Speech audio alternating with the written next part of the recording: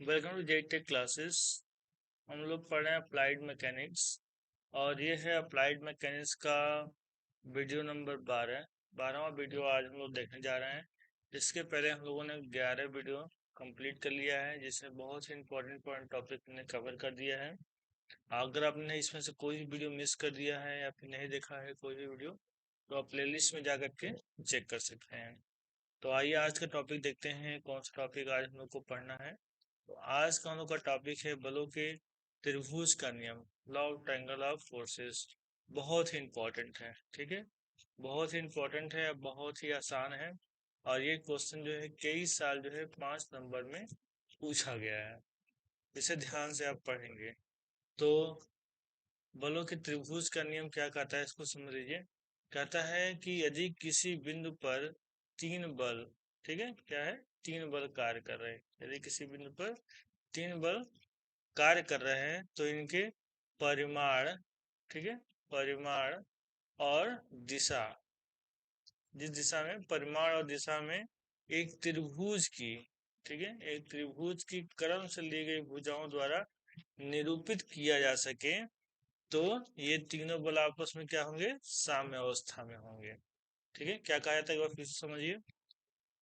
बलों के त्रिभुज का नियम क्या कहता है, तो साधारण भाषा में समझ लीजिए, उसके बाद से तो हम लोग डिफिनेशन अच्छे से समझेंगे। साधारण भाषा में क्या है, मान लीजिए किसी बिंदु पर तीन बल लगे हुए हैं, ठीक है, तीन बल लगे हुए हैं, तीन बल, मान लीजिए एक बल P है, एक बल Q है और एक बल क्या है, R है। तीन बल लगे हुए एक बिंदु पर, तो अगर इन तीन बल के द्वारा परिमाण और दिशा में किसी त्रिभुज के लिए गए क्रम से तीन भुजाओं द्वारा निरूपित किया सके, मान मान लीजिए कि ये क्या है, P है और ये क्या है, Q है और ये क्या है, R है। तो इस प्रकार तीन भुजाओं द्वारा, क्रम से ली गई तीन भुजाओं द्वारा अगर निरूपित किया सके तो हम ये कह सकते हैं कि तीनों बल क्या है, साम्य अवस्था में है।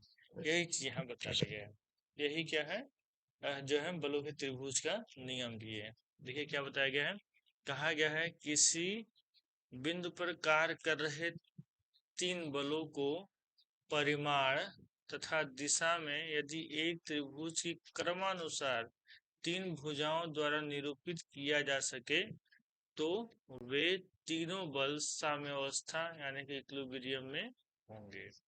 बात समझे क्या कर रहा है, ये कह रहा है किसी बिंदु पर अगर तीन बल कार्य कर रहे हैं और उनके परिमाण और दिशा में किसी त्रिभुज की क्रम से ली गई तीन भुजाओं द्वारा निरूपित किया सके तो वे तीनों बल आपस में क्या होंगे, साम्य अवस्था में होंगे।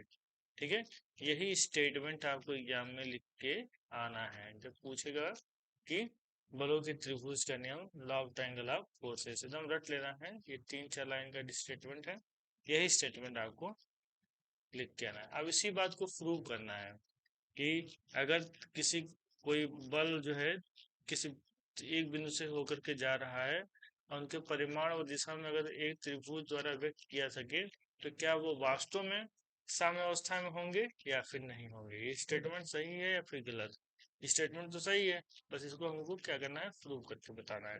तो कैसे प्रूव करेंगे, ध्यान से देखिए, यहाँ फिगर बनाया गया है। हम लोग मान लीजिए किसी बिंदु पर जो है तीन बल काम कर रहे हैं, एक बल P है, दूसरा बल क्या है, Q है और जो उसका परिणामी R यानी कि तीसरा बल R मान लीजिए, ठीक है, तीन बल है PQR है। तो इसी बल से हम लोग क्या करते हैं, परिणामी बनाते हैं। देखिए इधर क्या गया है, बल P गया है, तो इधर हम लोगों ने क्या खींच लिया, बल P को खींच लिया इस प्रकार से, ठीक है। और Q इधर गया है उसके दिशा में जितना उसका बल होगा, ठीक है, यहाँ से इसके एंड से हम लोगों ने क्या खींच लिया, Q खींच लिया। और R नीचे की तरफ आया है तो इसके एंड से हम लोगों ने क्या खींच लिया, ये R खींच लिया। तो अब देख पा रहे हैं क्या बन गया, एक त्रिभुज बन गया है। ठीक है, और स्टेटमेंट भी यही कहता है यदि किसी बिंदु पर जो तीन बल कार्य कर रहे हैं तो उनके परिमाण तथा मान में त्रिभुज के क्रमशः ली गई भुजाओं द्वारा अगर निरूपित किया सके तो तीनों बल साम्यावस्था में होंगे। देखिए यही जी, एक बिंदु पर तीन बल लग रहे हैं और दिशा दिशा है, मान और दिशा का है, मान इतना है और दिशा इधर है, दिशा इधर ले लिए P का, Q की दिशा इधर है, Q की दिशा इधर ले लिए, आज इधर नीचे है और इधर नीचे ले लिए, तो क्या बन जा रहा है, एक त्रिभुज बन जा रहा है। बस अब यहाँ पे ये प्रूव करना है कि वास्तव में ये स्टेटमेंट सही है कि तीनों इक्विलिब्रियम में होंगे। देखिए कैसे करेंगे, ध्यान समझिएगा। ठीक है।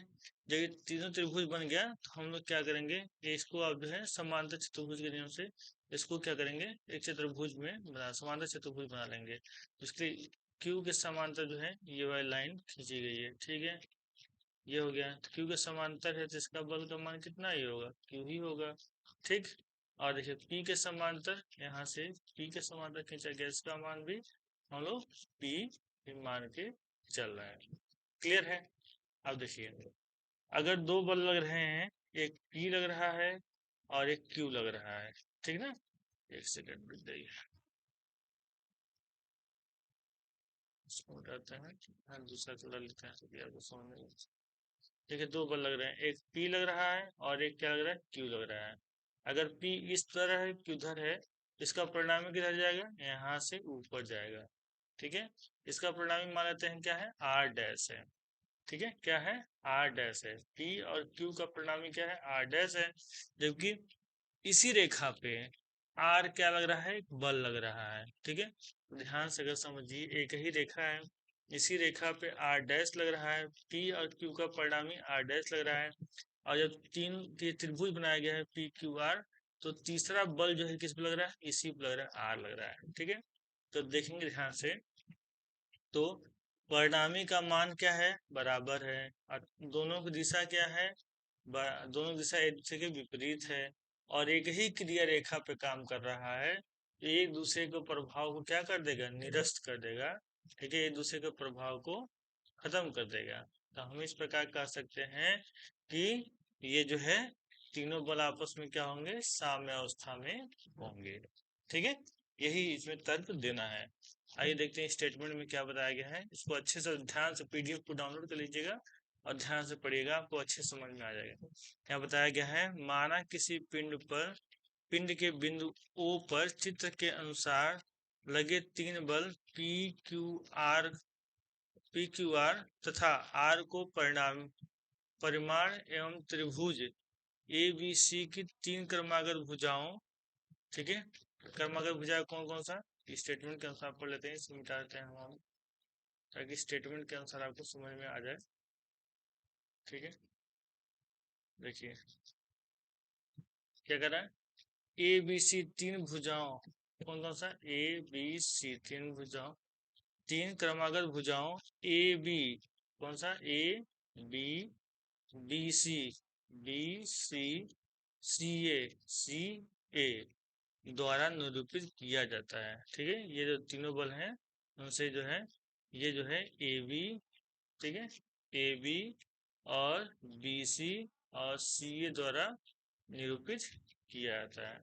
तो सिद्ध करना है कि पी क्यू तथा आर संतुलन में है, ठीक है। यही सिद्ध करना है, जो स्टेटमेंट हमने बताया वही स्टेटमेंट आपको देना है। समांतर चतुर्भुज ए बी सी डी को पूरा करते हैं, ठीक है। जब पूरा करेंगे तो क्या हो जाएगा, ये पी जो है ये इस पी के बराबर हो जाएगा, ये आर जो है इस आर के बराबर हो जाएगा, ठीक है। जो स्टेटमेंट बताया। और देखिए यहाँ पे वही स्टेटमेंट बताया गया है कि यहाँ पे क्या होगा, दोनों बल P और Q का परिणामी कितना आएगा, R डैश आएगा, जो कि तीसरे बल R के बराबर व विपरीत और एक ही क्रिया रेखा पर है। इसीलिए ये बल एक दूसरे के प्रभाव को समाप्त कर देंगे, ठीक है ना। ये स्टेटमेंट बताया गया।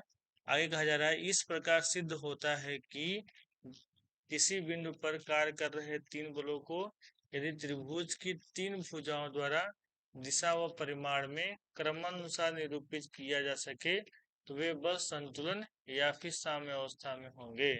अतः त्रिभुज का नियम सत्य सिद्ध होता है। क्लियर है, ये स्टेटमेंट आपको लिखना है। एक बार पीडीएफ डाउनलोड करके ध्यान से फिर से पढ़िएगा, 100% आपको समझ में आ जाएगा कि कोई भी अगर डाउट रह गया तो। अब अगला हेडिंग इसी में है, छोटा सा एक और हेडिंग है इसी में। इसमें बताया गया है बलों के त्रिभुज के नियम का दूसरा रूप। तो दूसरा रूप क्या है, ध्यान देखिए। यदि किसी बिंदु पर कार्य कर रहे दो बलों को, कितने बलों को, दो बलों को, तीन की बात नहीं, दो बलों को त्रिभुज की क्रम से ली गई भुजाओं द्वारा परिमाण तथा दिशा में निरूपित किया जा सके तो उसकी उसी त्रिभुज की विपरीत क्रम में ली गई तीसरी भुजा उपयुक्त दोनों बलों का परिणामी निरूपित करती है, ठीक है। दो बल लिया गया है, पढ़िए, दो बल लिया गया है, एक बल P है, एक बल क्या है, Q है। ठीक है, दो बलों को त्रिभुज की क्रम से ली गई दो भुजाओं द्वारा परिणाम से दिशा में निरूपित किया सके तो उसी त्रिभुज के विपरीत क्रम में, ठीक है ये सही है, लेकिन ये क्या हो जाएगा, विपरीत क्रम में। ठीक है, विपरीत क्रम में ली जाए तो विपरीत क्रम में ली गई तीसरी भुजा उपयुक्त दो बलों का परिणाम निरूपित करती है। ठीक है, ये क्या हो जाएगा, उसका परिणाम हो जाएगा। ठीक है, बलों के त्रिभुज का दूसरा रूप ये है, ये पूछा नहीं जाता है लेकिन आपको पता होना चाहिए। पूछा क्या जाता है, ये आपसे पूछ सकता है, ये इंपॉर्टेंट है, इसको ध्यान रखिएगा, एकदम बहुत ही आसान है। बलों के त्रिभुज के नियम का विलोम क्या है, उसका कन्वर्जन क्या है, विलोम ध्यान समझिए।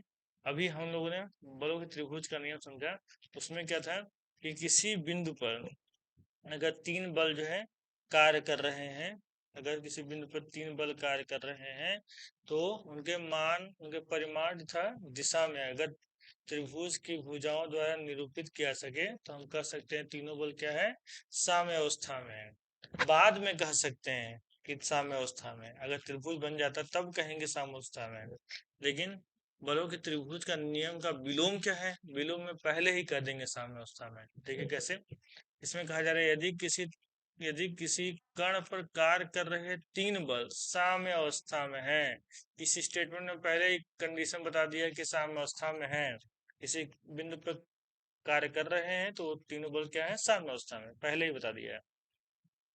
तो उन्हें एक त्रिभुज की क्रम से ली गई तीन भुजाओं द्वारा परिमाण तथा दिशा में निरूपित किया जा सकता है। स्टेटमेंट को बस उल्टा कर दिया गया, क्या हो गया, विलोम हो गया। उसमें बाद में कह रहे थे कि अगर त्रिभुज के तीनों भुजाओं द्वारा त्रिभुज बन जाती तो हम लोग कहेंगे साम्यावस्था में, इससे पहले ही कह दे रहा साम्यावस्था में है तो त्रिभुज बन जाएगी। ठीक है, दोनों बात वही है, बस ये विलोम है, पहले वाले का जस्ट उल्टा है। दोनों को ध्यान से अच्छे से पढ़िएगा, वो समझ में आ जाएगा। ठीक है, तो ये टॉपिक बहुत ही इंपॉर्टेंट है, कई बार एग्जाम में पूछा गया है, तो आप इसको अच्छे से रट लीजिएगा, क्योंकि एग्जाम में पूछने की संभावना इसकी रहती है।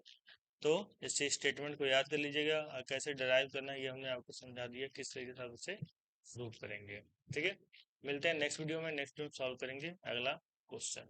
Thank you.